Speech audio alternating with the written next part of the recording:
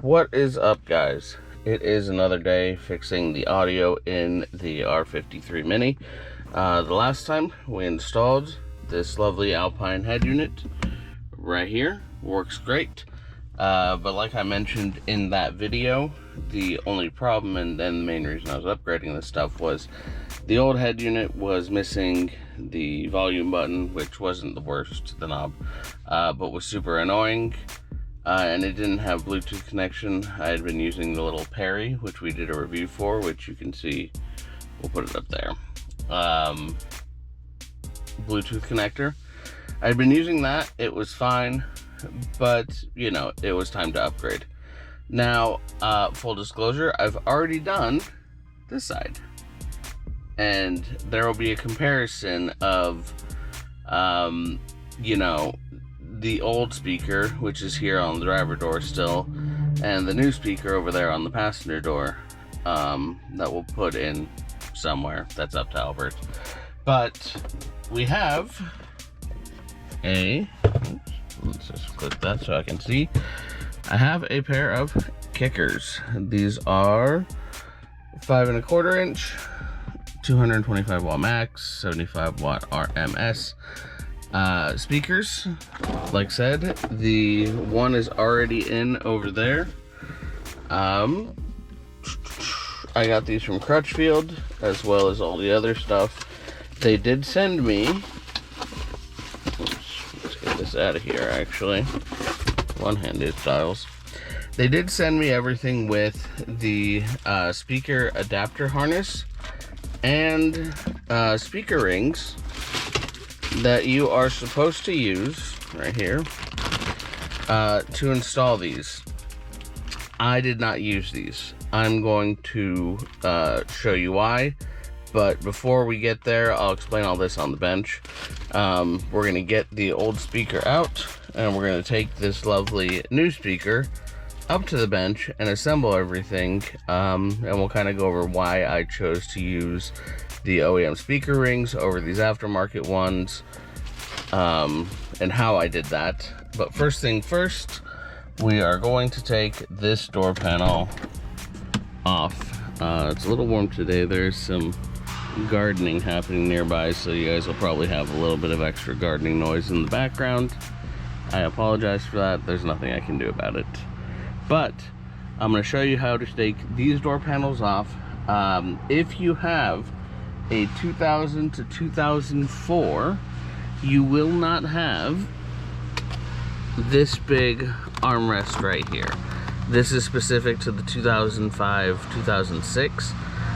This is relevant because we need to remove this separately to access one of the T30s that is hiding right back here. There's also one more T30 hiding right behind this little reflector. So I will start by getting these two out and then showing you how to remove this guy, because this thing's kind of weird. So like I said, Torx T30 hidden down in here. These two screws are very long, these two screws are very short, kind of hard to mix them up. But I'm going to take these out and then I'll show you the process for pulling this off. Here we are. I have pulled this Torx out, this Torx out. We are now at this point. Now, you might think you want to like pry and pull, and no. What you need is a little plastic removal tool. I'm using this backwards, but don't worry about it. You see, there's a part right here at the front of the armrest. You're gonna kind of shove this guy in there until it's wedged. Let's see if I can do this one-handed or not. Not the easiest, but you wedge them in there. I'm gonna have to put this down, but you wedge this in enough. There's a clip basically right about here that needs to be pushed in, hence the pry tool, and then you're gonna grab this whole assembly and slide it forwards towards the front of the door. So I'm gonna try to set this down so you can maybe see. I'm gonna hope for the best, maybe. But that in, and there we go. I felt it slide forward. You can take the pry tool out, and there is our panel.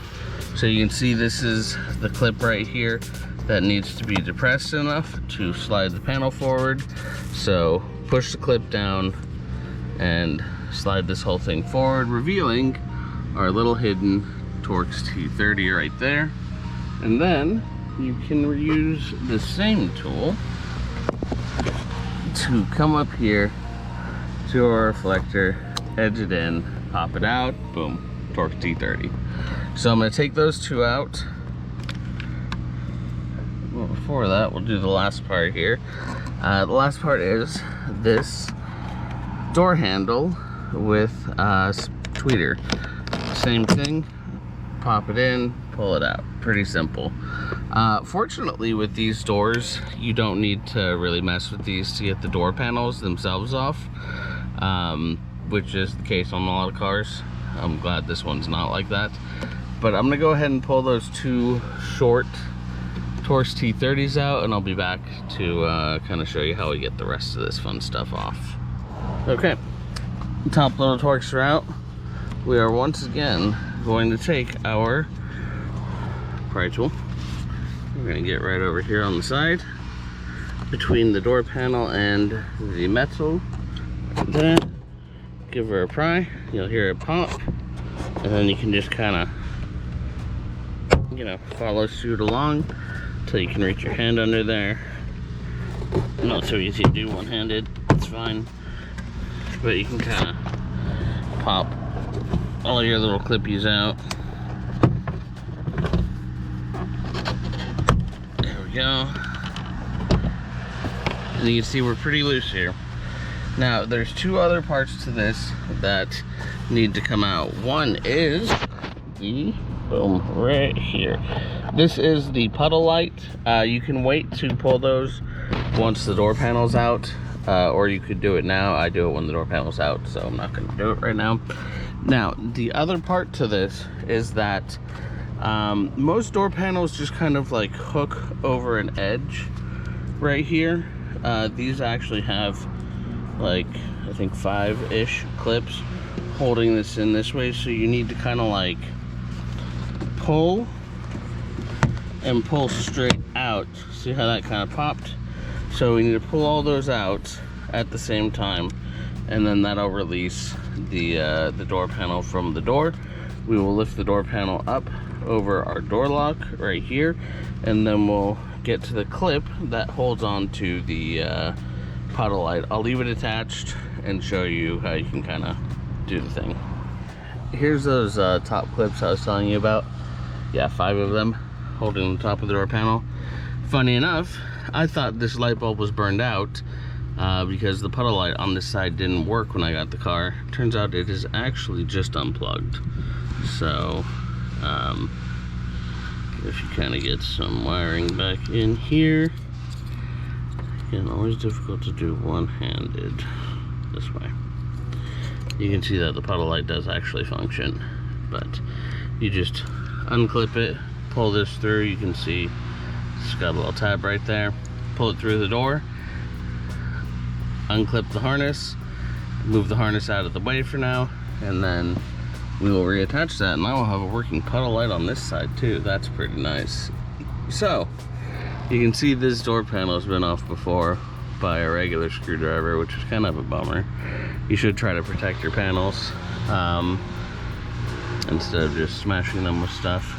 But anyways, here we have our OEM speaker that as you guys have heard wherever you heard it or have yet to hear it, this thing is kind of junk. You can hear that. This is held in with 4 Phillips screws. So 1, 2, 3, and 4. And we're gonna go ahead and pull these out of here, and then I'll take all this fun stuff up to the bench so we can go over how we are going to modify this to fit all the new fun stuff. All right, let's do it. Okay, so here we are up on the bench. We have our old OEM junk speaker, our OEM speaker ring, our new KICKER 5 1/4 with little grill. It's kind of a shame, I kind of like these, but you don't need them, so they just come off and put them wherever you want.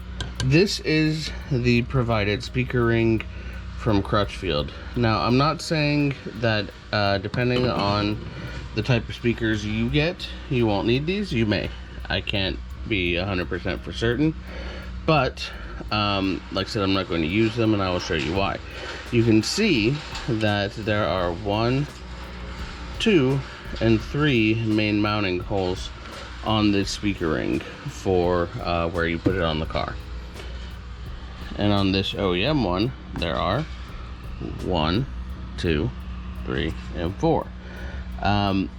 You know, when you look through the instructions, they want you to use a 1/8 drill bit to drill into your OEM door metal to mount this to the OEM door metal, and I just kind of don't like that.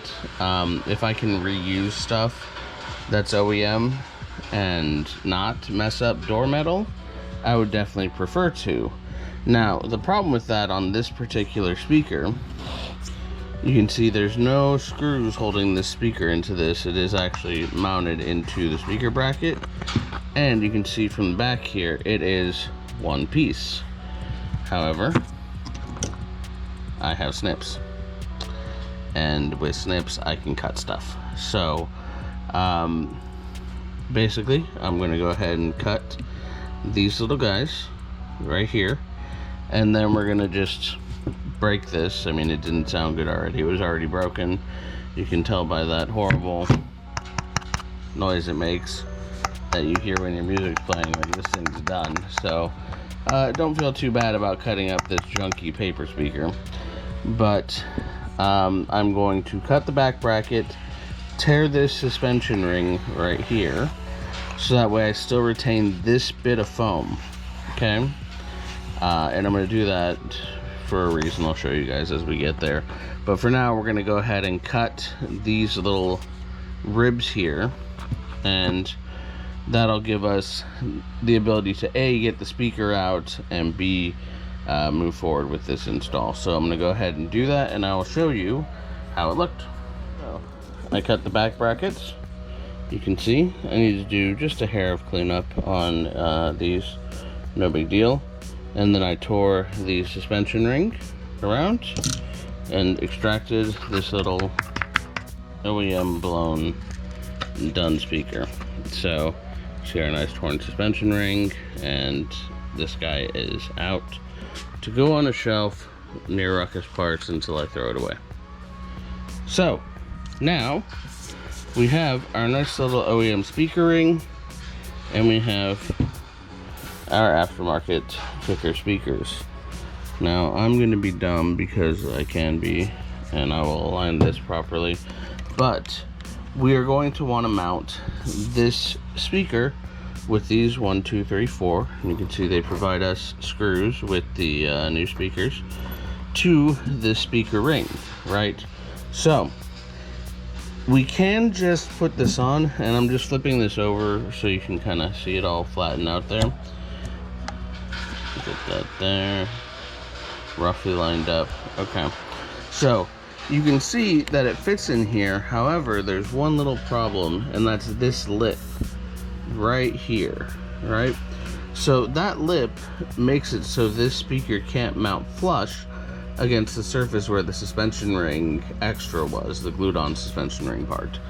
So what we need to do is modify this a little bit, make some little cuts here, and make an indent to allow this to mount flush, and then we'll add, you know, some holes with our 1/8 inch drill bit to then put the speaker A the other direction and B screwed in place into this OEM speaker ring, so we can reuse this and bolt this nicely onto the car without having to drill into the metal of the door.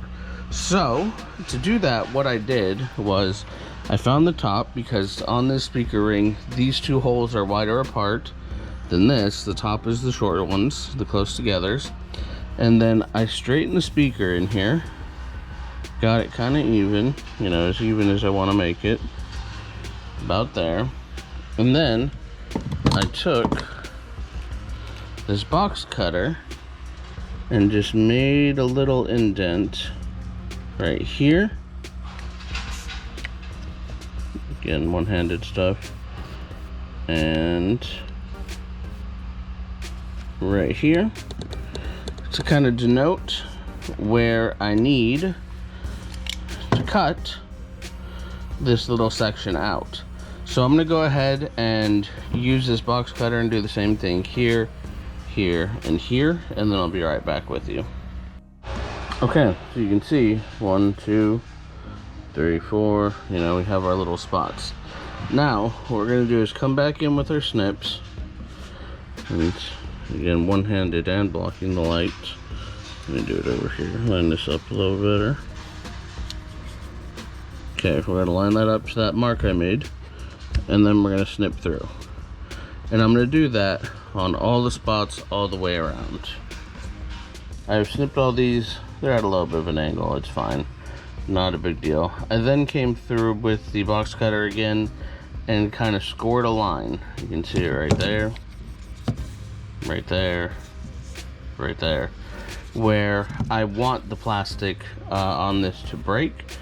I then just come in with a set of pliers.